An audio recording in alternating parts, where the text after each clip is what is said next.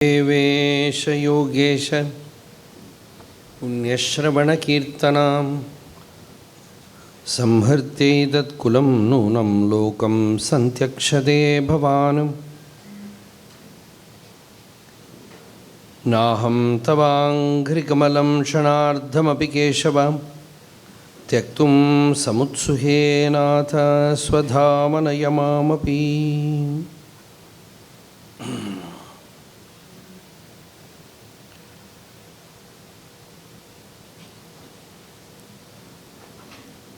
കൃഷ്ണൻ ഉപദേശിക്കുന്നത് പല സ്ഥലത്തും ഭാഗവതത്തിൽ ഉണ്ട്. നമുക്ക് പൊതുവേ കൃഷ്ണ ഉപദേശം എന്ന് പറഞ്ഞാൽ എന്താ വരിക?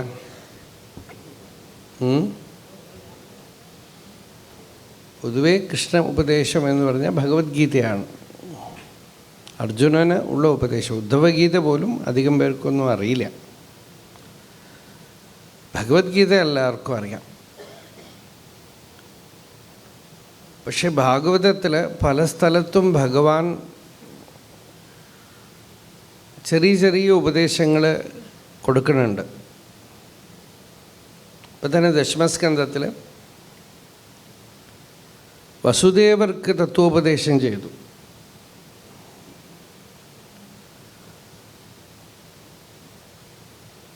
അങ്ങനെ ഭാരതത്തിലെ അനുഗീതയിൽ അർജുനന് വീണ്ടും ഒരു പ്രാവശ്യം ഉപദേശിച്ചു.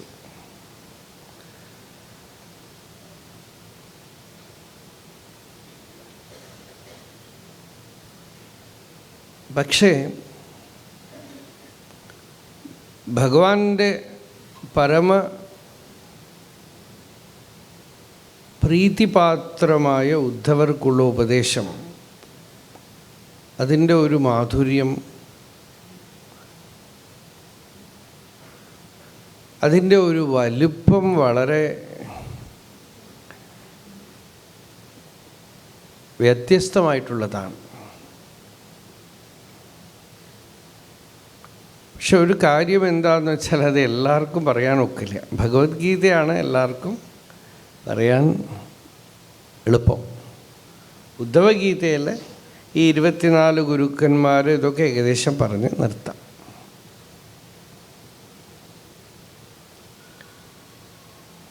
എന്തുകൊണ്ടാണ് ഉദ്ധവഗീത അങ്ങനെ പ്രചാരം ചെയ്യാത്തത് ഭഗവത്ഗീത മാതിരി എന്ന് വെച്ചാൽ, അത് പരമഹംസധർമ്മമാണ്. മുഖ്യമായിട്ടും പരമഹംസധർമ്മമാണ് ഉദ്ധവഗീതയിൽ ധാരാളം പറഞ്ഞു വരുന്നത്. അത് പക്ഷേ എല്ലാവർക്കും അതിലത്തെ ആശയം എല്ലാവർക്കും ഉപയോഗപ്പെടും. വിഷയങ്ങൾ ഏത് ആശ്രമത്തിലാണെങ്കിലും അവർക്കൊക്കെ തന്നെ ഇന്ദ്രിയ നിഗ്രഹം, മനോനിഗ്രഹമൊക്കെ വേണമല്ലോ, ജ്ഞാനം. പക്ഷേ ഉദ്ധവനോട് കോംപ്രമൈസ് ഇല്ലാത്ത ഉപദേശമാണ്.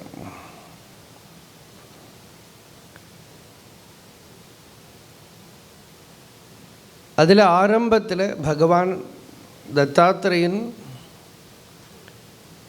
ശ്രീകൃഷ്ണ ഭഗവാന്റെ പരമ്പരയിലെ ഒരു രാജാവ്, യദു മഹാരാജാവിന് ഉപദേശിച്ച ഉപദേശമാണ് നമ്മളിപ്പോൾ കാണാൻ പോകുന്നത്.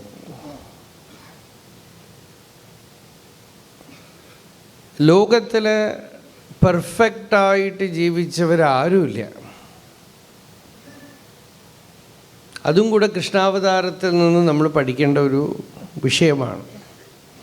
ഭഗവാന് ഈ പെർഫെക്ഷനെ കുറിച്ചുള്ള ഒബ്സഷനെ ഉണ്ടായിരുന്നില്ല. നമ്മൾക്കൊക്കെ മനസ്സിന് വിഷമം വരാൻ കാരണം എന്താ അറിയോ? നമ്മൾ ഈ ലോകത്തിൽ പലതും പെർഫെക്റ്റ് ആവണമെന്ന് ആഗ്രഹിക്കുന്നു. ആരാണോ പെർഫെക്റ്റായിട്ട് കാര്യം ചെയ്യണമെന്ന് വിചാരിക്കണം, അവർക്ക് സമാധാനം ഉണ്ടാവില്ല. കാരണം അത് സാധ്യമല്ല. ഈ സിസ്റ്റം തന്നെ പെർഫെക്റ്റ് അല്ല. ഒരു ഇംപെർഫെക്ഷൻ പ്രിൻസിപ്പിൾ എന്ന് പറഞ്ഞാൽ തന്നെ ഒന്നുണ്ട്. അതായത് പെർഫെക്ഷനെ, ലൗകികമായിട്ട് പെർഫെക്ഷൻ ആഗ്രഹിക്കാനേ പറ്റില്ല. ഇതിങ്ങനെയാണ് എന്ന് അറിഞ്ഞു കഴിയുമ്പോൾ മനുഷ്യന് സമാധാനം ഉണ്ടാവും. നമ്മൾ വിചാരിക്കണം ഇവിടുത്തെ എല്ലാ കാര്യവും ശരിയാക്കിയിട്ട് നടക്കില്ല. പെർഫെക്ഷൻ ബ്രഹ്മത്തിലേ ഉള്ളൂ. അത് പെർഫെക്റ്റാണ്, അത് നിത്യമുക്തം എന്നാണ് പറയുന്നത്. എന്നുവെച്ചാൽ മുമ്പും പെർഫെക്റ്റാണ്, ഇപ്പം പെർഫെക്റ്റാണ്, ഇനി പെർഫെക്റ്റായിട്ട് തന്നെ ഇരിക്കും. അതാണ് അഹമേവ ആസമേവാഗ്രേ ഇതാനീമപി അഹമേവ ഭവിഷ്യാമി. എല്ലാ കാലത്തും ആ പെർഫെക്റ്റായ വസ്തു പെർഫെക്റ്റായിട്ട് തന്നെ ഇരിക്കുന്നുണ്ട്. ഈ ഇംപെർഫെക്റ്റായിട്ടുള്ളതിനെ നമുക്ക് പെർഫെക്റ്റാക്കാൻ സാധിക്കില്ല. നമ്മൾ ആ പെർഫെക്റ്റായിട്ടുള്ള വസ്തുവിനെ, പൂർണ്ണമായിട്ടുള്ള വസ്തുവിനെ, കുറയൊന്നുമില്ലാത്ത ആ വസ്തുവിനെ ഹൃദയത്തിൽ സാക്ഷാത്തായിട്ട് അപരോക്ഷമായിട്ട് അറിഞ്ഞു കഴിയുമ്പോൾ നമ്മളുടെ തന്നെ ശരീരത്തിൻ്റെയൊക്കെ ഇംപെർഫെക്ഷൻ നമ്മളെ ബാധിക്കില്ല. അതിന് നമ്മൾ ഉപേക്ഷിക്കും. സമാധാനമായിട്ട് സ്വസ്ഥമായിട്ട് തന്നിലിരിക്കും. ഇപ്പോൾ ഇവിടെ അങ്ങനെ ആവുമ്പോൾ എന്താണെന്ന് വെച്ചാൽ, നിങ്ങളിപ്പോൾ കേൾക്കുമ്പോൾ ഇപ്പോൾ ഇവിടുന്ന് പുറത്ത് പോകുമ്പോൾ മുക്തരായിട്ട് പോകും. അല്ല, ഇതൊക്കെ ശരിയാക്കിയിട്ട് വേണം അങ്ങനെയൊക്കെ ആവാനെന്നുണ്ടെങ്കിൽ ആക്കിക്കൊണ്ടേയിരിക്കാം. അടിക്കും തോറും പന്ത് പൊന്തും. അല ഓഞ്ഞിട്ട് കടലിൽ കുളിക്കാൻ പറ്റില്ല. അതുപോലെ ഇതൊക്കെ ശരിയാക്കി, എല്ലാം ശരിയാക്കിയിട്ട് ഞാൻ പിന്നെ എന്ത് ശരിയാക്കും? ഇവിടെ എന്താ ശരിയാക്കാൻ പറ്റുക? ഒന്ന് ശരിയാക്കുമ്പോഴേക്കും വേറെ ഒന്ന് പൊന്തും. അപ്പോൾ ഇവിടെ എല്ലാം ശരിയാക്കി ഒരാൾക്ക് സമാധാനമായിട്ട് ഇരിക്കാൻ പറ്റില്ല. സമാധാനമായിട്ട് ഇരിക്കണം ഇപ്പോൾ ഇവിടെ. ഈ ക്ഷണത്തിൽ തന്നെ അറിഞ്ഞു കഴിയുമ്പോൾ തന്നിൽ നിത്യമുക്തമായ വസ്തു സ്വയം പ്രകാശിച്ചു കൊണ്ടിരിക്കണു. അതാണ് എൻ്റെ വാസ്തവമായ സ്വരൂപം എന്നറിയുമ്പോൾ അവിടെ പൂർണ്ണമായി. ആ പൂർണ്ണതയിലാണ് ഈ അപൂർണതയൊക്കെ കാണുന്നത്. അതുകൊണ്ട് ഇതും ഒരു വിധത്തിൽ പൂർണ്ണം തന്നെയാണ്. അതാണ് പൂർണ്ണമതഃ പൂർണ്ണമിതം. പൂർണ്ണത്തിൽ നിന്ന് ഉദിക്കുന്നതൊക്കെ പൂർണ്ണം തന്നെ. എന്തൊക്കെ ഇരിക്കണം അങ്ങനെയൊക്കെ കണ്ട് ചിരിക്കാൻ പഠിക്കണം എന്നാണ്. ഓട്ടൂരിൻ്റെ ഒരു പാട്ടുണ്ട്, കണ്ട് ചിരിച്ചിടുന്ന. അത് ഇതിലാണോ വരണത്? ഇതിലല്ല, അർത്ഥബന്ധുവല്ല. അതെ അതെ, അതിൽ തന്നെയെന്ന് തോന്നുന്നു. അവസാനം ഈ ലോകത്തിലുള്ള ഈ കോലാഹലമൊക്കെ കണ്ട് നല്ലവണ്ണം ഒന്ന് ചിരിക്കുന്നതിൻ്റെ നീ മാത്രമാണ് അതിൽ വരേണ്ടത്. അതായത് നമ്മളുടെ ഒക്കെ ഈ വിഷമവും ദുഃഖവും നമ്മൾ കരച്ചിലും ഗുരുവായൂരപ്പനടുത്ത് ചെന്ന് ഗുരുവായൂരപ്പ അങ്ങനെയായി ഇങ്ങനെയായി എന്നൊക്കെ പറഞ്ഞ് ഉറക്കെ കരയുമ്പോൾ നമ്മൾ വിചാരിക്കണം ഗുരുവായൂരപ്പൻ്റെ സിമ്പതി കിട്ടുന്നതാണ്. ഗുരുവായൂരപ്പൻ അത്ര അങ്ങനെയാണ് ഓട്ടൂർ പറയണത്. കാരണം ഈ നാടകമൊക്കെ സീരിയസ് ആയിട്ട് എടുത്തിട്ട് നമ്മൾ പോയി വളരെ സീരിയസ് ആയിട്ട് നെഞ്ചത്തടിച്ച് കരയുമ്പോൾ കൃഷ്ണൻ ചിരിക്കുകയാണെന്നാണ്. എന്താണെന്ന് വെച്ചാൽ ഇതില്ല, ഇത് വാസ്തവമല്ല എന്ന്. അപ്പം ഈ തത്വം പ്രകാശിപ്പിക്കാനാണ് കൃഷ്ണാവതാരം. രാമാവതാരത്തിൽ നേരെ വിപരീതം. ഇത് സീരിയസ് ആയിട്ട് എടുത്തു അദ്ദേഹം. അതിന് അതിൻ്റേതായൊരു മനോഹാരിതയും ഗാംഭീര്യവും ഉണ്ടെങ്കിലും ഇത് സീരിയസ് ആയിട്ട് എടുത്തത് കൊണ്ട് അദ്ദേഹവും കരഞ്ഞു.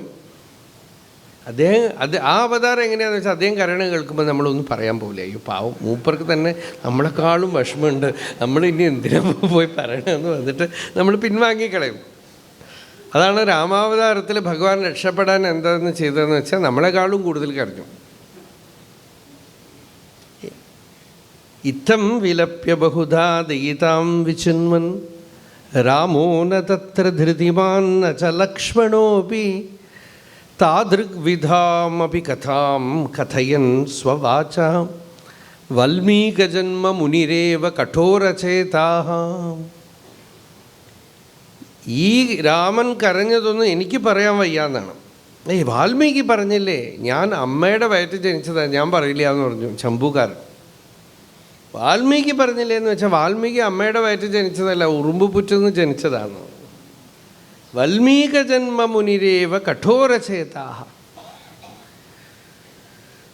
അപ്പോൾ രാമായണത്തിൽ അങ്ങനെയാണ്. കൃഷ്ണാവതാരത്തിൽ ഭഗവാൻ ചിരിക്കുന്നതും ആനന്ദിക്കുന്നതും ഒക്കെ കാണുമ്പോൾ നമുക്ക് കൃഷ്ണാവതാരം മുഴുവൻ ആനന്ദരൂപ ഭഗവൻ ഐ ദേവതാരേ പ്രാപ്തേ പ്രദീപ്ത ഭവദംഗനിരീയമാണൈ കാന്തിവ്രജൈരിവ ഘനാഘനമണ്ഡലൈർദ്യാം ആവൃണ്വതി വിരുരുചേ കിലു വർഷവേള. ആനന്ദരൂപം. പക്ഷേ ആനന്ദരൂപന് ചുറ്റും ശോകമാണ്. ജനിക്കുന്നതിന് മുമ്പ് ആ കഥയൊക്കെ നമ്മൾ വേഗം ഇങ്ങനെ പറഞ്ഞു പോകുമ്പോൾ നമുക്ക് അറിയണില്ല അതിലത്തെ ശോകമൊന്നും. എത്ര ദുഃഖമാണ്. ഭാവന ചെയ്യാനൊക്കില്ല വസുദേവരും ദേവകിയും അനുഭവിച്ച ദുഃഖം.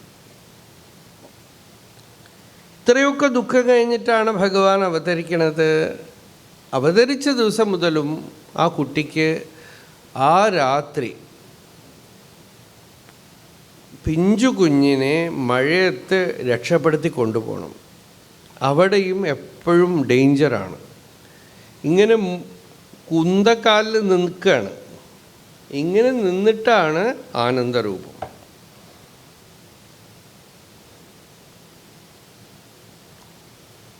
നമ്മൾ ചെറിയ ചെറിയ കാര്യമാണ് വലുതാക്കണത്. മൊബൈൽ കാണാനില്ല, കറണ്ട് പോയി, ഇതൊക്കെ മതി നമുക്ക് മൂഡ് ഓഫ് ആവാൻ ഇല്ലേ. അപ്പോൾ ഇത് എല്ലാ പ്രശ്നങ്ങളും, എത്ര ദുഃഖങ്ങൾ, എത്ര വിഷമങ്ങൾ, ഇതിൻ്റെ നടുവിലാണ് ഭഗവാൻ സ്ഥിതപ്രജ്ഞസ്യ കാ ഭാഷ.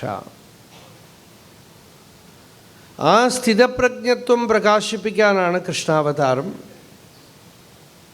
ജീവിതം മുഴുവൻ ആദ്യത്തെ ദിവസം മുതൽ അവസാനത്തെ ദിവസം വരെ പ്രശ്നമാണ്.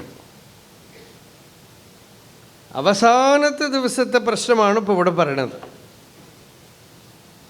എല്ലാം കഴിഞ്ഞു, വിജയിച്ചു, വലിയ ദ്വാരകാധീശനായി, അങ്ങനെ എങ്ങനെ എന്നൊക്കെ നമ്മൾ കഥ പറയണു. ചുറ്റും നിൽക്കുന്ന സ്വന്തക്കാർ മുഴുവൻ ഒരു വിധത്തിലും പറഞ്ഞാൽ കേൾക്കില്ല. ആർക്ക്? കൃഷ്ണന്. അപ്പോൾ ഗുരുവായൂരപ്പ എൻ്റെ മകനെ ഒന്ന് നന്നാക്കി തരണം എന്ന് പറഞ്ഞാൽ ഗുരുവായൂരപ്പൻ പറഞ്ഞത് ഭാഗവതം ഏകാദശ സ്കന്ധം വായിച്ചു നോക്കിക്കോളൂ എന്നാണ്.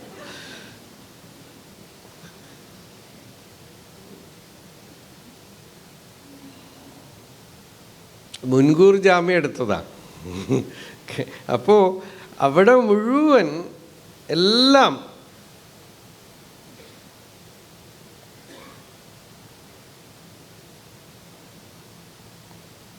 അവരൊക്കെ ധർമ്മമൊക്കെ ഒരു വിധത്തിൽ അനുഷ്ഠിച്ചു എന്നാണ്. ഏകാരാമാശ്ച സത്വതാഹ. എന്നിട്ടും കൃഷ്ണനെ അവർ കരുതിയത് എനിക്കറിയാലോ, അവരുടെ അച്ഛൻ മുത്തശ്ശൻ മുതൽക്ക് എനിക്കറിയാം, നമുക്കറിയില്ലേ കൃഷ്ണനെ എന്നാണ്. എങ്ങനെയാ? ഹരിം മീനായി വോടുപ്പം.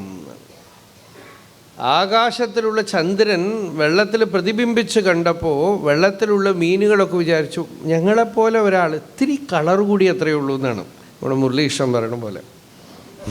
ഇത്തിരി ഒരു പളവളപ്പ് കൂടി. എന്ന് വെച്ചാൽ ചന്ദ്രനെ കണ്ടിട്ട് പറയാത്തോ, കൃഷ്ണനെ അല്ല, ചന്ദ്രനെ കണ്ടിട്ട് പറയാം. അപ്പോൾ ചന്ദ്രന് മത്സ്യങ്ങൾ പറയണ പോലെ ഇവരും വിചാരിച്ചു, ഇവരും പറഞ്ഞത് അതാണ്, ഞങ്ങളുടെ കൂട്ടത്തിൽ ഒരാൾ എന്ന് ധരിച്ചു അത്രേ. ഇപ്പോൾ ഇങ്ങനെ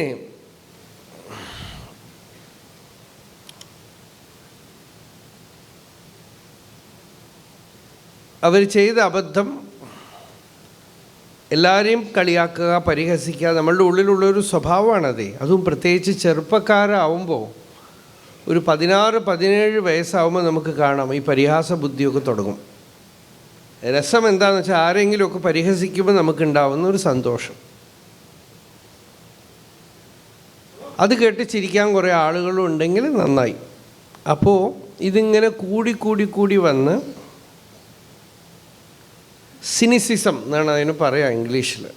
നല്ല നല്ല കാര്യങ്ങളെയൊക്കെ പോലും പരിഹസിക്കുക. അങ്ങനെ പരിഹസിച്ച്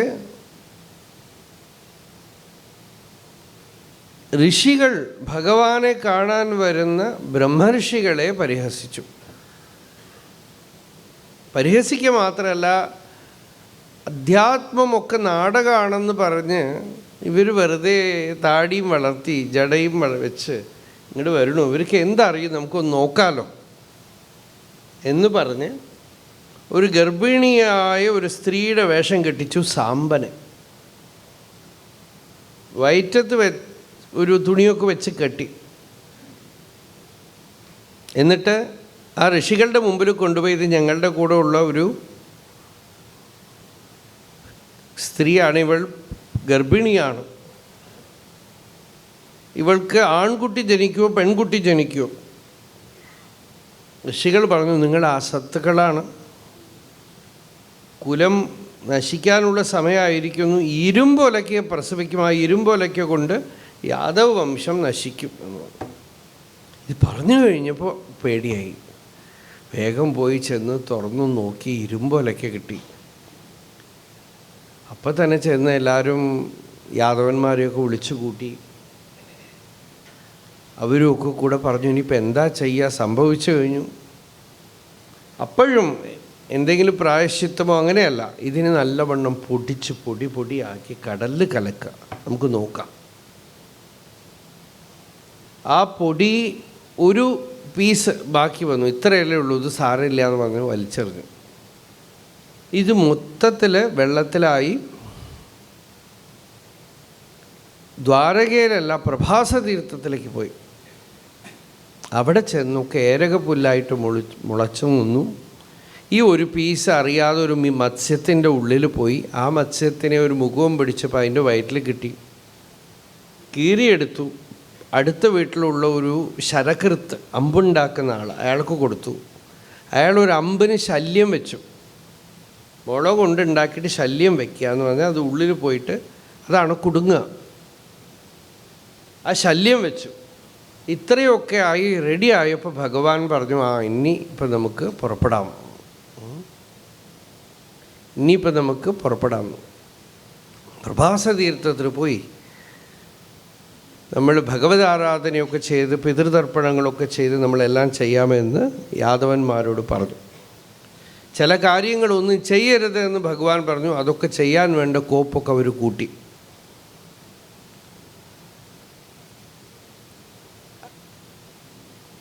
അവിടെ പോയി ചെയ്യാൻ പാടില്ലാത്തതൊക്കെ പറഞ്ഞു. പക്ഷെ അതൊക്കെ ചെയ്യാൻ തയ്യാറാക്കി വെച്ച്, പിള്ളേരൊക്കെ ചെയ്യുന്ന പോലെ തന്നെ എല്ലാം കൂടെ റെഡിയായി. അപ്പോഴാണ് ഉദ്ധവന് ഭഗവാന്റെ ഇംഗിതജ്ഞ, നിഴലാണ് ഭഗവാന്റെ കൂടെ നിഴലാണ്. അതുകൊണ്ട് ഭഗവാൻ എന്താണ് സങ്കല്പിച്ചിരിക്കുന്നതൊക്കെ ഉദ്ധവനറിയാം. അപ്പോൾ ഭഗവാന്റെ അടുക്കൽ ചെന്ന് പറയുകയാണ്, ഈ കുലം സംഹരിച്ച് അവിടുന്ന് ഈ ലോകം വിട്ട് മറഞ്ഞു പോകും. ഈ ബ്രാഹ്മണശാപമൊക്കെ അങ്ങ് തന്നെ ചെയ്യിച്ചതാണ്. കാരണം കർത്ത വികർത്ത ഗഹനോ ഗുഹ.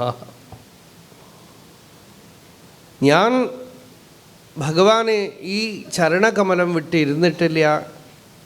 എനിക്ക് ലോകം മറ്റൊന്നും അറിയില്ല. ഉദ്ധവനെ എവിടെയും കാണില്ല പിക്ചറിൽ.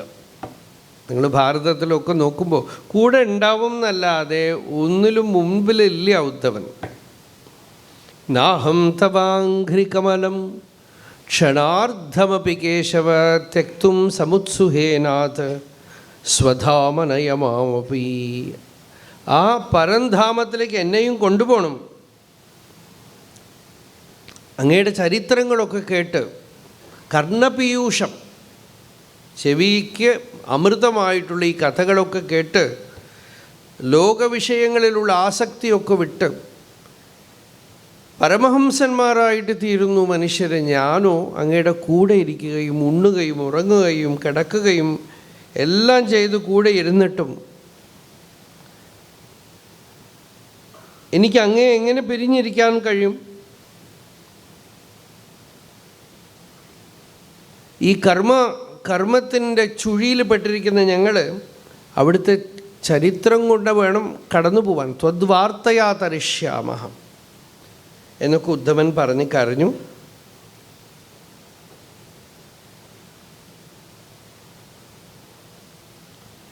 ഏവം വിജ്ഞാപിതോ രാജൻ ഭഗവാൻ ദേവകീസുതഃ ഏകാന്തിനം പ്രിയം ഭൃത്യം ഉദ്ധവം സമഭാഷത.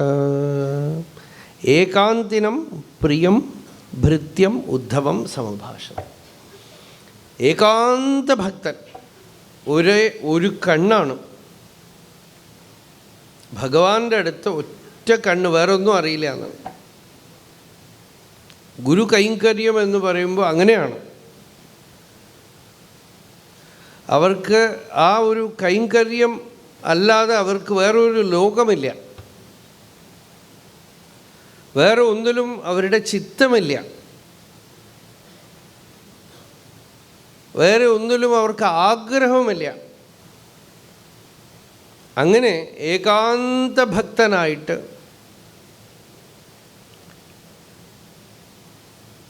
പരമഭാഗവതനായിട്ടുള്ള ഉദ്ധവരോടാണ് ഇപ്പോൾ ഉപദേശം. പാർത്ഥായ പ്രതിബോധിതാം ഇൻസിഡൻറ്റ് വേറെ, അവിടെ കർമ്മം ചെയ്യിപ്പിക്കാനാണ് ജ്ഞാനോപദേശം. കർമ്മണ്യേവ അധികാരസ്ഥേ നതു ജ്ഞാനേ. തനിക്കിപ്പോൾ കർമ്മത്തിലാണ് അധികാരം, ജ്ഞാനത്തിലല്ല എന്ന് ഭാഷ്യകാരൻ ചേർത്തു. ഇവിടെ പറയണു കർമ്മം ചെയ്യണം തോന്നിയാലും ചെയ്യരുതെന്നാണ്.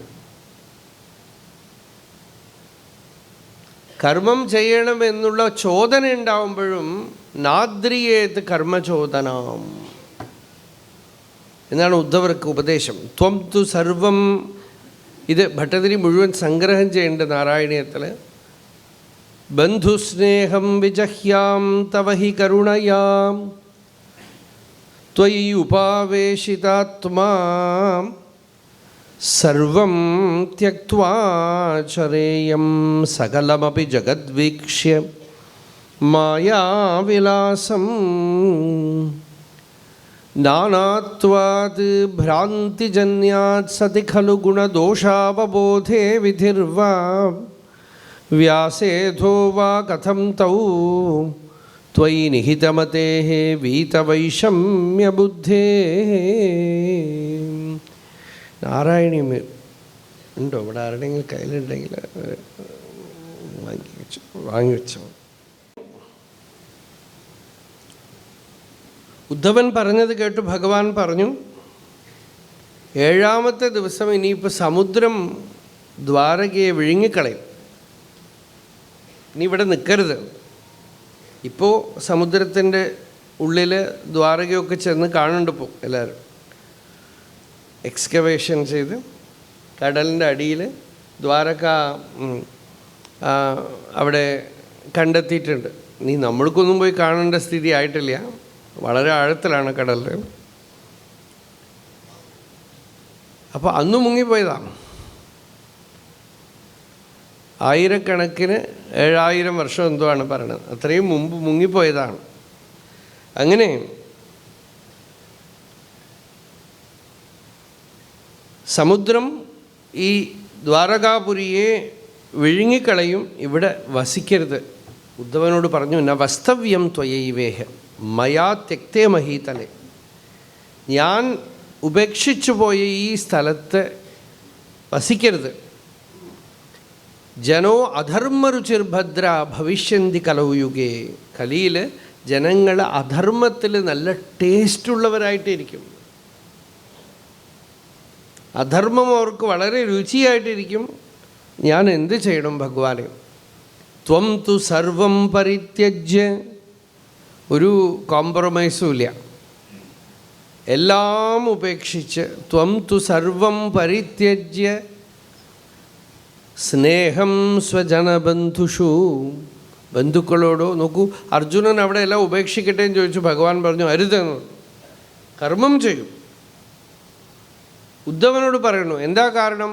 ഇവിടെ അല്ലെങ്കിലും എല്ലാം നശിച്ചു പോകാൻ പോവുകയാണ്. ഉദ്ധവർക്കും വയസ്സായി കഴിഞ്ഞു, കർമ്മങ്ങളൊക്കെ കഴിഞ്ഞു, കർമ്മം കഴിഞ്ഞു. ഈ ഉപദേശത്തിന് മാത്രം കാത്തുകൊണ്ടിരിക്കുകയാണ് ഉദ്ധവർ. അതുകൊണ്ടാണ് ഉദ്ധവർക്ക് ഈ ഉപദേശം. ത്വം തു സർവം പരിത്യജ്യ സ്നേഹം സ്വജനബന്ധുഷു. ബന്ധുക്കളോടൊന്നും ഇനി മനസ്സ് വയ്ക്കരുത്, കാരണം അവരൊക്കെ ഇനിയിപ്പോൾ 7ാമത്തെ ദിവസം കടൽ വിഴുങ്ങിക്കളയും. മനസ്സൊന്നിലും വയ്ക്കരുത്. മയ്യാവേശ്യ മനസ്സമ്യക്, മനസ്സിനെ എന്നിൽ പ്രവേശിപ്പിക്കുക, ആത്മാവിൽ നിഷ്ഠമാക്കി വയ്ക്കുക. സമദൃക് വിചരസ്വകാം, ഭൂമിയിൽ സമദർശിയായിട്ട് ചരിക്കൂ. യദിദം മനസാ വാചാം ചക്ഷുർഭ്യാം ശ്രവണാദിഭിഃ നശ്വരം ഗൃഹ്യമാണം ച വിദ്ധിമായാ മനോമയം. എന്താണ് ഇവിടെ ഇന്ദ്രിയങ്ങൾ കൊണ്ട് അറിയപ്പെടുന്നത്, വാക്കുകൊണ്ട് പറയപ്പെടുന്നത്, മനസ്സുകൊണ്ട് സങ്കല്പിക്കപ്പെടുന്നത്? ഇതൊക്കെ മായാ മനോമയം. ഇതൊന്നും വാസ്തവമല്ല.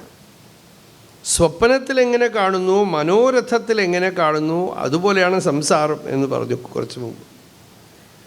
മനോരഥം ഇങ്ങനെ വരണു, അത് വാസ്തവമായിട്ട് കരുതുന്നില്ലല്ലോ നമ്മൾ. സ്വപ്നം വരണു, അത് വാസ്തവമായിട്ട് കരുതുന്നില്ല. അതേപോലെ തന്നെയാണ് സംസാര തമസകൃത.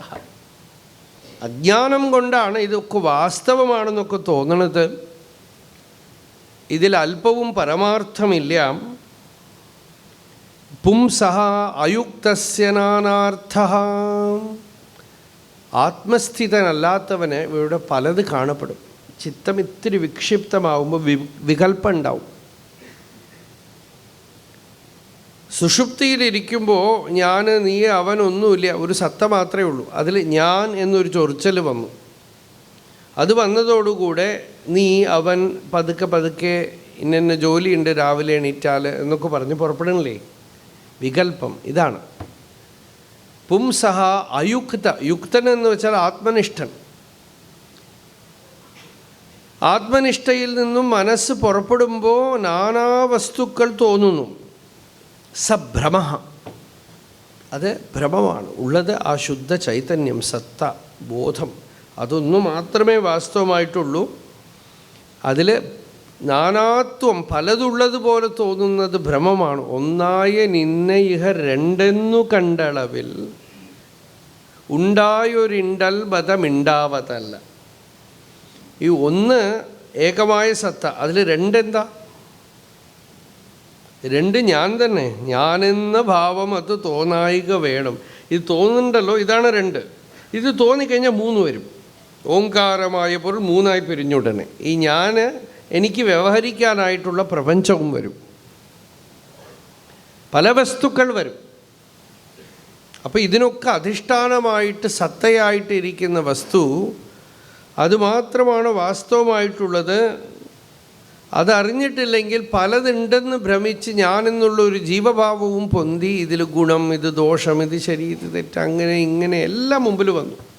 ഇത് ചെയ്യണം, അങ്ങോട്ട് പോകണം, ഇത് വേണം, വ്യവഹരിക്കണം, എല്ലാ വികല്പങ്ങളും മുമ്പിലുണ്ടായി. ഗുണദോഷ ഭാഗ്, കർമ്മ അകർമ്മ വികർമ്മേതി ഗുണദോഷധിയോഭിത. ഇത് ചെയ്യേണ്ടതാണ്, ഇത് ചെയ്യാൻ പാടില്ലാത്തതാണ്, ഇത് ചീത്ത കാര്യമാണ്, നല്ല കാര്യമാണ്, ഇങ്ങനെ അനേക വിധത്തിലുള്ള കർമ്മങ്ങൾ മുമ്പിൽ പെരുത്ത് കാണുന്നു. അതുകൊണ്ട് തസ്മാത് യുക്തേന്ദ്രിയഗ്രാമ, ഇന്ദ്രിയങ്ങളെ നല്ലവണ്ണം അടക്കിക്കൊണ്ട്, ഡിസിപ്ലിൻ ചെയ്തുകൊണ്ട്, യുക്തചിത്ത, മനസ്സിനെ ആത്മസ്വരൂപത്തിൽ നിർത്തിക്കൊണ്ട് ഈ ജഗത്ത് ആത്മാവിൽ ഉദിക്കുന്നതും നിൽക്കുന്നതും കാണുക. ഈ ജഗത്ത് മുഴുവൻ ആത്മാവ് വ്യാപിച്ചിരിക്കുന്നതായിട്ട് അറിയുക. ആ ആത്മാവോ എന്നിൽ, ഞാൻ തന്നെയാണത്, എന്നിൽ നിന്ന് അന്യമല്ല ആത്മവസ്തു. ഇങ്ങനെ ജ്ഞാനവിജ്ഞാന സംഭൃതനായിട്ട് സർവഭൂതങ്ങളുടെയും ആത്മാവായിട്ട് ആത്മാനുഭവം കൊണ്ട് സന്തുഷ്ടനായിട്ട് സഞ്ചരിക്കുക. ഒരു വിഘ്നവും ഉണ്ടാവില്ല, പ്രതിബന്ധവും ഉണ്ടാവില്ല. ദോഷം, ഗുണം, ഇങ്ങനത്തെ ചിന്തകളൊന്നും ചെറിയ കുട്ടികൾക്കില്ല.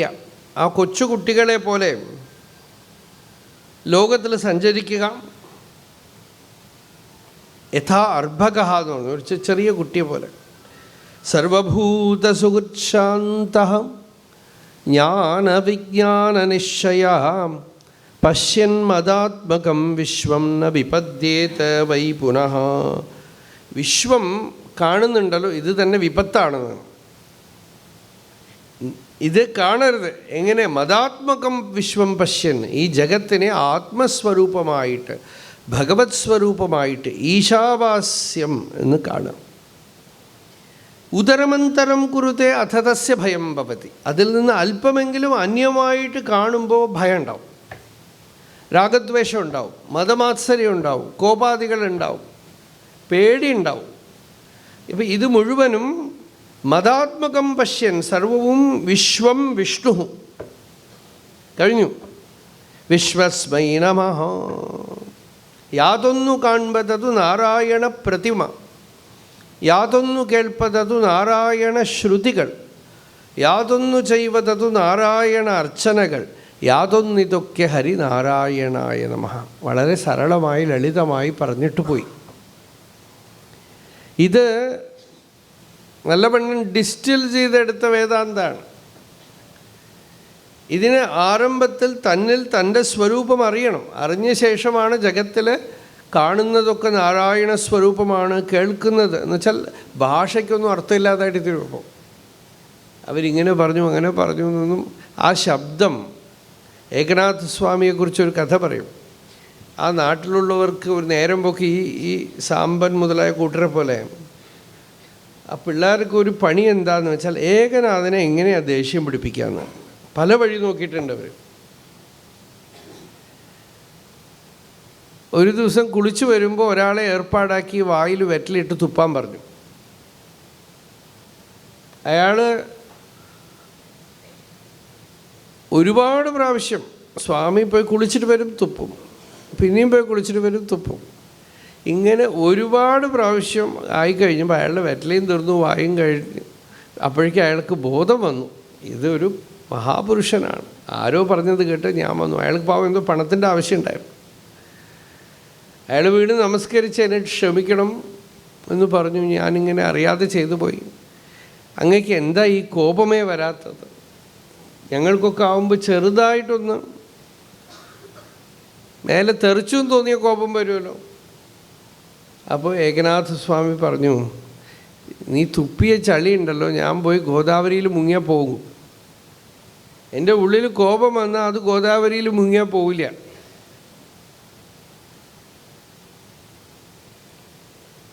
ഇതേപോലെ ഒരു ദിവസം വേറെ ഒരാളെ ഏർപ്പാടാക്കി. അയാൾ വന്ന് ഇങ്ങനെ ചീത്ത വിളിക്കുക, അസഭ്യം പറയുക, അശ്ലീലം പറയുക. വീട്ടിന് മുമ്പിൽ വന്നിട്ട് ഏകനാഥ സ്വാമി അവിടെ ഇരിക്കുന്നുണ്ട്, ഭാഗവതം വായിച്ചുകൊണ്ടിരിക്കുന്നുണ്ട്. ഇയാളിങ്ങനെ പറഞ്ഞുകൊണ്ടേ ഇരിക്കുന്നുണ്ട്. എല്ലാം കേട്ടിട്ട് ശാന്തമായി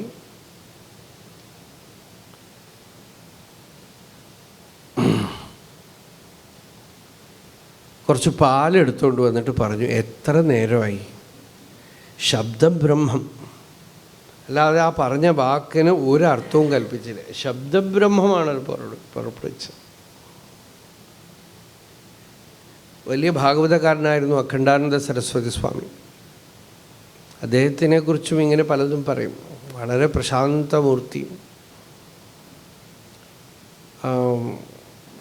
വൃന്ദാവനത്തിൽ വർഷത്തിലൊരിക്കൽ വലിയ സമ്മേളനം നടത്തുവർ. അപ്പോൾ എല്ലാ സമ്പ്രദായത്തിലുള്ളവരെയും വിളിക്കും. എന്നുവെച്ചാൽ അദ്വൈതം മാത്രമല്ല, വിശിഷ്ടാദ്വൈതം, ദ്വൈതം, നിംബാർക്ക സമ്പ്രദായം, വല്ലഭ സമ്പ്രദായം, വൃന്ദാവനത്തിലുള്ള അനേകം വൈഷ്ണവ സമ്പ്രദായങ്ങൾ എല്ലാവരും അവിടെ വരും.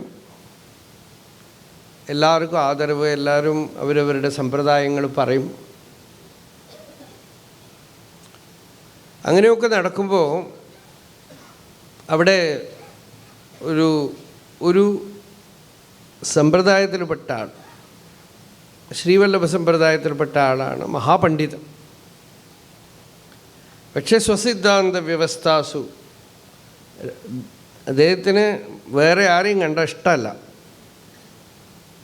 അദ്ദേഹം വരും, അദ്ദേഹത്തിന് കൊടുത്ത സമയത്ത് എല്ലാവരും ചീത്ത പറയും. പ്രത്യേകിച്ച് അദ്വൈതികളെ ചീത്ത പറയും. നിങ്ങളൊക്കെ എന്തിനാണ് അവിടെ വരണത്? ഇത് വൈഷ്ണവ ഭൂമിയാണ്, നിങ്ങളൊന്നും ഇരിക്കരുത്, നിങ്ങളൊക്കെ പോകൂ എന്നൊക്കെ പറഞ്ഞ് വിളിച്ച് പറയും. കേൾക്കുന്നവർക്കൊക്കെ വല്ലാതെ അരോചകമായിട്ടിരിക്കും. ഇങ്ങനെ ഒരാൾ പ്രസംഗിക്കുമ്പോഴേ സ്വാമി ഇങ്ങനെ പ്രസന്നമായിട്ട് മുമ്പിലിരിക്കുന്നുണ്ടാവും, അഖണ്ഡാനന്ദ സ്വാമി. എന്നിട്ട് ഓരോ വർഷവും എല്ലാവരും പറയും ഇയാൾ വിളിക്കരുതെന്ന് പറയും. എല്ലാ വർഷവും ഇവർ വിളിക്കുകയും ചെയ്യും, അദ്ദേഹം വരികയും ചെയ്യും. ചീത്ത വിളിക്കുകയും ചെയ്യും. വിളിക്കാതെ ഇരിക്കില്ലേ. അപ്പോൾ സ്വാമിയോട് ചോദിച്ചു, എന്തിനാ ഇയാളെ വിളിക്കണം? നോക്കൂ, അദ്ദേഹത്തിൻ്റെ ആ സമ്പ്രദായത്തിൽ എന്തൊരു ശ്രദ്ധാവിശ്വാസം, ഇത്ര പാണ്ഡിത്യം ഉണ്ട് അതിൽ. നല്ല വലിയ വിദ്വാനാണ്, ഇത്ര വലിയ വിദ്വാൻമാരെ കാണും, ആദരിക്കും. അദ്ദേഹം ഇതൊക്കെ പറഞ്ഞിട്ട് പോകും എല്ലാ വർഷവും. അവസാനം അഖണ്ഡാനന്ദ സ്വാമി സമാധിയായ സമയത്ത് ഏറ്റവും അധികം കരഞ്ഞത് ഈ വിദ്വാനാണ്. അദ്ദേഹം പറഞ്ഞു, ഇങ്ങനൊരു മഹാപുരുഷനെ എവിടെ കാണാൻ നോക്കും? ആരോടും ദ്വേഷമില്ല, സർവഭൂത സുഹൃത്ത്. ഇങ്ങനെയൊരു മഹാത്മാവിനെ എങ്ങനെ എവിടെ കാണാൻ നോക്കും എന്ന് പറഞ്ഞു അത്രയും. അപ്പോൾ ഇതാണ് ഒരാളോട് വിപത്ത് എന്താണെന്ന് വെച്ചാൽ, എന്തെങ്കിലുമൊക്കെ കണ്ടിട്ടോ കേട്ടിട്ടോ വ്യവഹരിക്കുമ്പോൾ നമുക്ക് അദ്വൈതമൊക്കെ നല്ല നിശ്ചയമുണ്ട്. പക്ഷെ വ്യവഹാരം വരുമ്പോൾ രാഗദ്വേഷം, സംശയം, കോപം ഇതൊക്കെ വരും, സഹജമാണ്. പക്ഷെ ക്രമേണ ഇതൊക്കെ തന്നെ അദ്വൈത ജ്ഞാനം കൊണ്ട് നീക്കം ചെയ്യണം. ഭഗവാൻ പറയണത് ഈ ഭിക്ഷുഗീത പറഞ്ഞു. ആ ഭിക്ഷുഗീത പറയുമ്പോൾ ഭഗവാൻ പറഞ്ഞു, ഇവിടെ ആളുകൾ നിന്നെ നിന്ദിച്ചാലും തല്ലിയാലും തുപ്പിയാലും അടിച്ചാലും നിൻ്റെ മേലെ മൂത്രമൊഴിച്ചാലും, ഇതൊക്കെയാണ് ആ ഭിക്ഷുവിൻ്റെ കഥയിൽ വരുന്നത്. ഇത്രയൊക്കെ ആയാലും ആത്മാവിനെ ആത്മാവ് കൊണ്ട് ഉദ്ധരിക്കുക എന്ന് വെച്ചാൽ ഈ ജ്ഞാനം കൊണ്ട്, അത് വളരെ ഹയ്യർ ഐഡിയലാണ്. യതികൾക്ക് പ്രാക്ടിക്കലാണ്, ഗൃഹസ്ഥന് പ്രാക്ടിക്കലുള്ള കാര്യമല്ല, യതികൾക്കും പ്രാക്ടിക്കലല്ല. പക്ഷെ അവർ ചെയ്താലേ ജയമുള്ളൂ. ഗൃഹസ്ഥനുള്ള ധർമ്മമല്ലാതെ. അങ്ങനെ എന്തൊക്കെ തന്നെ സംഭവിച്ചാലും സർവഭൂതങ്ങളോടും ഒരു ദ്വേഷമൊന്നും ഉണ്ടാവാതെ ആത്മവിചാരം കൊണ്ട് മാത്രം അതിനെ ജയിക്കണം എന്ന് പറഞ്ഞു. എന്നിട്ടാണ് ഈ ഭിക്ഷുവിൻ്റെ ചരിത്രമൊക്കെ പറയണത്. ഈ ഭിക്ഷുവിനെ നാട്ടുകാരൊക്കെ കൂടെ തല്ലുകയും അടിക്കുകയും അദ്ദേഹത്തിൻ്റെ ഭിക്ഷയിൽ മൂത്രമൊഴിക്കുകയും ദണ്ഡം പൊട്ടിച്ച് കളയുകയും എല്ലാം ചെയ്തു കഴിഞ്ഞപ്പോൾ അപ്പോഴും പ്രശാന്തനായിട്ട് ഇരുന്ന് ആ ഭിക്ഷു പറഞ്ഞു, നായം ജനോമേ സുഖദുഃഖഹേതു. ഈ ജനങ്ങളാരും എനിക്ക് സുഖത്തിനോ ദുഃഖത്തിനോ കാരണമല്ല. ദേവതകളൊന്നും എൻ്റെ സുഖദുഃഖത്തിന് കാരണമല്ല. ആത്മാ നിത്യ ആനന്ദസ്വരൂപമാണ്. ഗ്രഹം ഇപ്പം ശനിയാണ്, അതുകൊണ്ടാണ് ദുഃഖം, അങ്ങനെയില്ല. മനസ്സാണ് കാരണം. മനഃപരം കാരണമനന്തി. മനസ്സാണ് പറയണത് ഇത് സുഖം ഇത് ദുഃഖമെന്ന്. അതിൽ നിന്നാണ് സംസാരം ഉണ്ടാവുന്നത്. ആ മനസ്സ് എപ്പോൾ പ്രശാന്തമാണോ സമാഹിതമാണോ ഇവിടെ സംസാരമില്ല, ദുഃഖമില്ല. പരോഹി യോഗ മനസ്സമാധി. ഭിക്ഷുവിൻ്റെ പരാത്മനിഷ്ഠ എന്നാണ്, ബ്രഹ്മനിഷ്ഠ എന്നാണ് ആ സ്തുതിക്ക് തന്നെ പേര്. ആ സ്തുതിക്ക് പേര് തന്നെ ബ്രഹ്മനിഷ്ഠ എന്നാണ്. അപ്പോൾ ഇതൊന്നും തന്നെ ബാധിക്കാതെ കഴിച്ചുകൂട്ടി ആ പരമഹംസൻ ഇങ്ങനെ ജഗത്തായിട്ട് തന്നെ ഇരിക്കുമ്പോഴും ആ ജഗത്തിൽ യത്കിഞ്ച ജഗത്യാം ജഗത്, ഈ കാണുന്ന ജഗത്തിൽ എന്തെന്തൊക്കെയാണോ നമുക്ക് വികല്പമുണ്ടാക്കുന്നത് അതിനെയൊക്കെ ഈശാവാസ്യം. മലയും ആകാശവും മരവും ദൂരത്തുനിന്ന് കാണുന്നൊന്നും നമുക്ക് പ്രശ്നമല്ല. അവിടെ എന്തെങ്കിലുമൊക്കെ ഇതെനിക്ക് ഇഷ്ടപ്പെട്ടില്ല, എങ്ങനെ ചെവിയിലൂടെ പല വാർത്തകൾ വരുന്നു. ചിലത് കേൾക്കുമ്പോൾ സന്തോഷം, ചിലത് കേൾക്കുമ്പോൾ അയ്യോ വിഷമം. ഇതാണ് വികല്പം. ഈ വികല്പങ്ങളൊക്കെ ഇങ്ങനെ അലയടിച്ചു കൊണ്ടേയിരിക്കും. ഇത് നിൽക്കില്ല, ഈ സർഗപ്രക്രിയ നിൽക്കില്ല. നമ്മൾ വിചാരിക്കണം ഇതൊക്കെ എന്തെങ്കിലുമൊക്കെ ഒന്ന് സമാധാനമായിട്ട് ഇരിക്കണമല്ലോ ഗുരുവായൂരപ്പ, അത് സാധിക്കില്ല. അടച്ചുകൂട്ടി ഒരു മുറിയിലിരുന്ന ആ മുറിയിലുള്ള പല്ലിയും എലിയും ഇതൊക്കെ നിങ്ങൾക്ക് പ്രശ്നമാവും. സൗബരി വെള്ളത്തിൻ്റെ അടിയിൽ പോയ പോലെ. അപ്പോൾ വികല്പമില്ലാത്തൊരിടം ജ്ഞാനം കൊണ്ട് ഉണ്ടാക്കിയെടുക്കണം എന്നല്ലാതെ ഇതൊക്കെ അവസാനിപ്പിച്ചിട്ട് ഞാൻ സമാധാനമായിട്ട് ഇരിക്കാമെന്ന് പറയണവൻ വിഡ്ഢിയാണ്. കാരണം ഇത് അവസാനിക്കില്ല. പ്രകൃതിം പുരുഷം ജൈവ വിദ്യനാദി ഉഭാവപി. ഭഗവാൻ പറയണത് ഇങ്ങോട്ട് നോക്കിയാൽ പ്രകൃതി എന്ന് വെച്ചാൽ സംസാരം, ഇങ്ങോട്ട് നോക്കിയാൽ പുരുഷൻ നിർവാണം. നിങ്ങൾ എങ്ങോട്ട് നോക്കണു എന്നുള്ളത് ആശ്രയിച്ചിരിക്കണം. ഇങ്ങോട്ട് നോക്കിയാൽ അത് ഉണ്ടായിക്കൊണ്ടേയിരിക്കും. ഏതാ നിൽക്കാൻ പോണ? ജനനം നിൽക്കുമോ? ഇല്ല. വളർച്ച നിൽക്കുമോ? ഇല്ല. മരണം നിൽക്കുമോ? ഇല്ല. വ്യാധി നിൽക്കുമോ? ഇല്ല. വിയോഗം നിൽക്കുമോ? ഇല്ല. ഇതിൻ്റെ ഒഴുക്ക് ഇങ്ങനെ നടന്നുകൊണ്ടേയിരിക്കും. അങ്ങോട്ട് നോക്കിയാൽ അത് നിത്യശുദ്ധമായി നിർവാണ സ്വരൂപമായിട്ടുണ്ട്. ധൈര്യമുള്ളവൻ ഇതിനെ അങ്ങോട്ട് വിട്ടിട്ട് അങ്ങോട്ട് പോകും. ധൈര്യമില്ലാത്തവൻ ഇവിടെ ഇത്തിരി കാല് വെച്ച് അവിടെ ഇത്തിരി കാല് വെച്ച് ഇവിടെ ഇത്തിരി കാല് വെച്ച് അവിടെ ഇത്തിരി കാല് വെച്ച് സർക്കസ് കാണിച്ചുകൊണ്ടിരിക്കും. അതാണ് നമ്മുടെ സംസാരം. രണ്ട് തോണിയിൽ ഇങ്ങോട്ടും കാല് വെച്ച് ഇങ്ങോട്ടും കാല് വെച്ച് അഡ്ജസ്റ്റ്മെൻറ്റ് ചെയ്ത് അതിൽ ഉള്ള ഇവൻ്റെ മിടുക്കിനാണ് ആളുകൾ കൈത്തട്ടണത്. എന്തൊരു സർക്കസാണെന്നാണ്. ഈ സർക്കസിൽ ഈ ഗോളത്തിനുള്ളിൽ ബൈക്ക് ഓടിക്കുമല്ലോ അല്ലേ? ബൈക്ക് എന്തിനാ? ഒരു സ്ഥലത്ത് നിന്ന് ഒരു സ്ഥലത്തേക്ക് പോകാൻ അല്ലേ? ഈ സർക്കസിലുള്ള ആൾ ഒരു സ്ഥലത്തേക്കും പോകണില്ല, അവിടെ തന്നെ കിടന്ന് കറക്കണം. അതിനാണ് ആളുകൾ ഇങ്ങനെ കൈയൊക്കെ തട്ടി. നമ്മളൊക്കെ ചെയ്യണ കാര്യമാണേ. ഒരു സ്ഥലത്തും പോവാതെ കിടന്ന് കറങ്ങുക അതിനകത്ത്. അതാണ് അതിൽ വലിയ സാമർഥ്യം. എന്തൊക്കെയോ ചെയ്യാണ് ആൾ. അപ്പോൾ ഇങ്ങനെയൊക്കെ ചെയ്തിട്ട് ആനന്ദം ഉണ്ടാവുമോ? ഇതിലൊക്കെയാണ്. കാരണം സ്വസ്ഥ എന്നുള്ളത് വരണില്ല. കൂടുതൽ കൂടുതൽ കൂടുതൽ കൂടുതൽ അജിറ്റേഷനാണ്. ഇവിടെ ഉള്ള സുഖമൊന്നും പോരാ, പ്ലെയിനിൽ കയറി ചാടുകയാണ്. ഒരമ്മ ഒന്ന് പറഞ്ഞു, അമേരിക്കയിൽ പോയി എന്ത് സ്കൂബ് ഡൈവിങ്ങോ എന്താണെന്ന് പറയാം. പ്ലെയിനിൽ കയറിയിട്ട് എന്താണ് സ്കൈ ഡൈവിങ്. വയസ്സ് 77 സാധിച്ചു.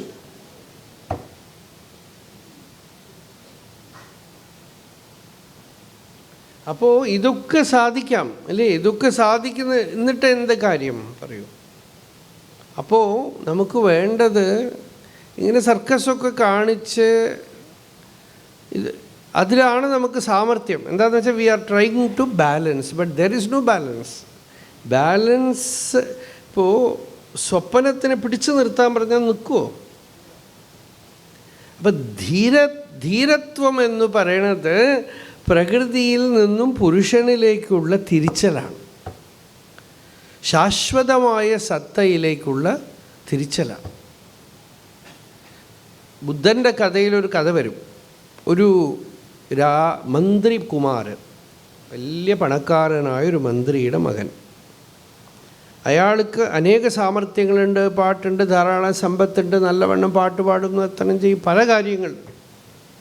അപ്പം അയാൾക്ക് കല്യാണത്തിന് വേണ്ടി ഒരുപാട് നോക്കും. ഇയാൾ ആരെയും വേണ്ട വേണ്ട വേണ്ട എന്ന് പറയും. എനിക്കിഷ്ടപ്പെട്ട ആളെ കാണുമ്പോൾ കല്യാണം കഴിക്കും. അവസാനം തലയിലെഴുത്ത് എന്താണെന്ന് വെച്ചാൽ അവിടെ ഒരു കൂത്താടി സംഘം വരും. ആ കൂത്താടി സംഘത്തിൽ പല വിധത്തിലുള്ള തെരുവ് കൂത്ത്. ആ കൂത്ത് കളിക്കുന്ന ആളുകളുടെ കൂട്ടത്തിൽ ഒരു പെൺകുട്ടി. ആ പെൺകുട്ടി സ്തംഭത്തിൻ്റെ മേലെ, തൂണിൻ്റെ മേലെ കയറി നിന്നിട്ട്, അതിൽ ഒരാൾക്ക് ഇങ്ങനെ നിൽക്കാനേ പറ്റുള്ളൂ അതിൻ്റെ മേലെ നിന്ന് ബൾട്ടി അടിച്ച് പല സർക്കസ് കാണിക്കും. അത് കണ്ടിട്ട് ഇയാൾ പറഞ്ഞു, എനിക്ക് ഈ പെൺകുട്ടിയെ കല്യാണം കഴിക്കണം. ഈ മഹാഭാരതത്തിലെ ശന്തനുവിൻ്റെ തലയിലെഴുത്ത് പോലെ ആ പെൺകുട്ടിയുടെ അച്ഛൻ്റെ അടുത്ത് ചെന്ന് ചോദിച്ചപ്പോൾ പറഞ്ഞു മന്ത്രിയാണ്, മന്ത്രികുമാരനാണ്. അതൊന്നും അയാൾക്ക് മനസ്സിലാവണേ ഇല്ല. അയാൾ പറഞ്ഞു, എൻ്റെ ഈ ക്യാമ്പിൽ അവളാണ് മുഖ്യമായ ആകർഷണം. അതുകൊണ്ട് നീ കല്യാണം കഴിക്കണമെങ്കിൽ എൻ്റെ കൂടെ വരണം.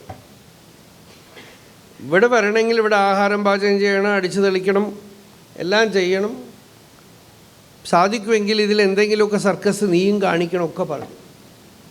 അപ്പോൾ ഈ പെൺകുട്ടിക്ക് വേണ്ടിയിട്ട് ഇയാൾ ഇവരുടെ കൂടെ കൂടി, ഈ മായയ്ക്ക് വേണ്ടിയിട്ട് ചെയ്യണതാണ്. കൂടിയിട്ട് അച്ഛനും വീട്ടുകാരും നാട്ടുകാരും ഒക്കെ പറഞ്ഞു എന്ത് വിഡിത്ത കാണിക്കണം.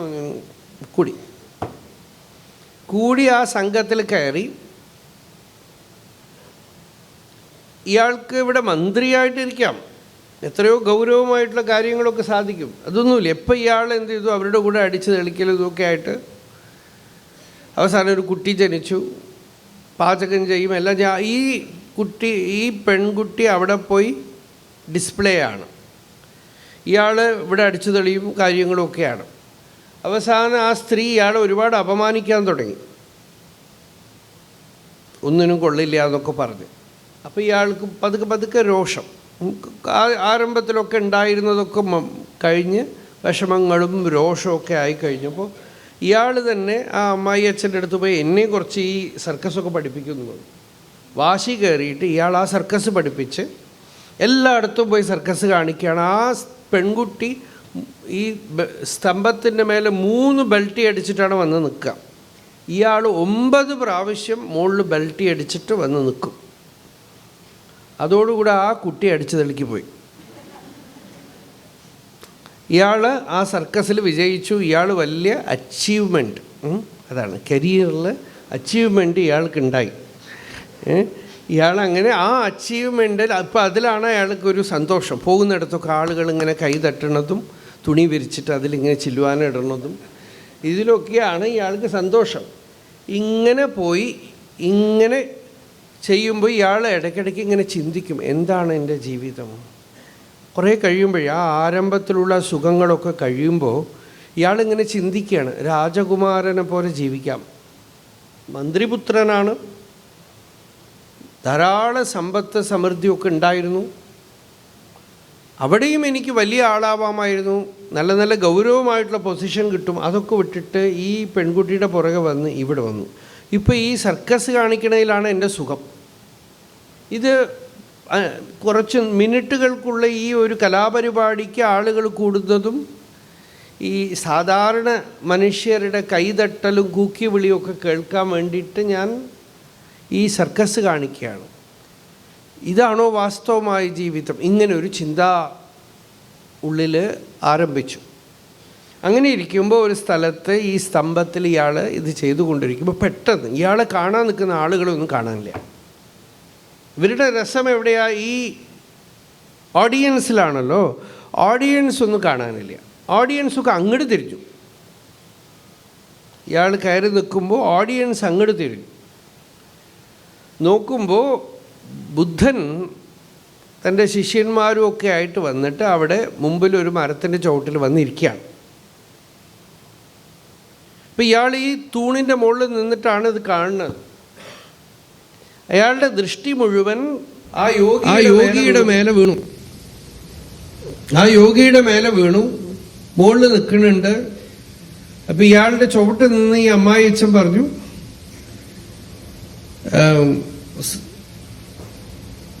സർക്കസ് കാണിക്കാൻ പറഞ്ഞു. അപ്പം ഇയാൾ ചാടി ഈ 9 ചുറ്റുമ്പോഴും ദൃഷ്ടി അവിടെ അത്രേ. ഇയാൾക്കത് വളരെ ഡെക്സ്റ്ററസ് ആയി കഴിഞ്ഞു ശരീരത്തിൻ്റെ. ഈ 9 കറക്കം കറങ്ങുമ്പോഴും ദൃഷ്ടി അവിടെയാണ്. ആ 9 കറക്കം കഴിഞ്ഞ് വന്ന് നിൽക്കുമ്പോൾ സമാധിയിൽ വന്ന് നിന്നു ആ തൂണിൻ്റെ മേൽ. അതോടെ മനസ്സിലായി ഇതൊന്നും അതോടുകൂടെ കഴിഞ്ഞു. ആ തൂണിൽ നിന്ന് ഇറങ്ങിയതോടുകൂടെ ഈ സംസാര സ്തംഭത്തിൽ നിന്ന് ഇറങ്ങി. അപ്പോൾ ഈ സർക്കസൊക്കെ തന്നെ എന്തിനാ? ഇവിടെയുള്ള ഈ കൈതട്ട് കിട്ടാനാണല്ലോ. ഇതിൽ നിന്നും വിമുക്തി മാർഗം, സ്വാതന്ത്ര്യത്തിനുള്ള മാർഗം, ശാന്തിക്കുള്ള മാർഗം, ഇതാണ് ഭഗവാൻ ഇവിടെ ഉദ്ധവരോട് പറയണത്. ഉദ്ധവർ പറഞ്ഞു, ഭഗവാനെ, സർവസംഗ പരിത്യാഗരൂപമായ പരമഹംസധർമ്മത്തിന് എന്നെ കൊണ്ട് സാധിക്കൂ.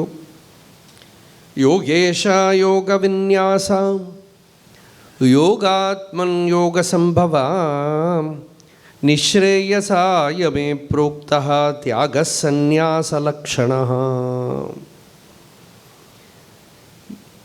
ത്യാഗോയം ദുഷ്കരോ ഭൂമൻ കാമാനാം വിഷയാത്മഭിഃ. ഈ ത്യാഗം വളരെ വിഷമം പിടിച്ചതാണ് ഭഗവാനെ.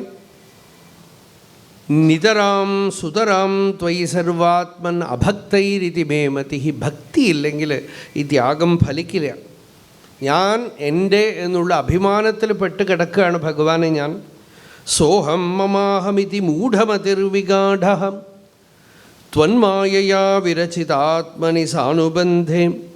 തത്വഞ്ജസാ നിഗദിതം ഭവതാ യഥാഹം സംസാധയാമി ഭഗവൻ അനുഷാധിഭൃത്യം സത്യസ്യ തേ സ്വദൃശ ആത്മന ആത്മനോന്യം വക്താരമീശ വിബുധേഷ്വപി നാനുചക്ഷേ സർവേ വിമോഹിതധിയഃ തവ മായയേ മേ ബ്രഹ്മാദയസ്തനുഭൃതോ ബഹിരർത്ഥഭാവാഃ തസ്മാദ്ഭവന്തമനവദ്യമനന്തപാരം സർവജ്ഞമീശ്വരമകുണ്ഠ വികുണ്ഠധിഷ്ണ്യം നിർവിണ്ണധീഃ അഹമുഹവൃജിനാഭിതപ്തോ നാരായണം നരസഖം ശരണം പ്രപദ്യേ.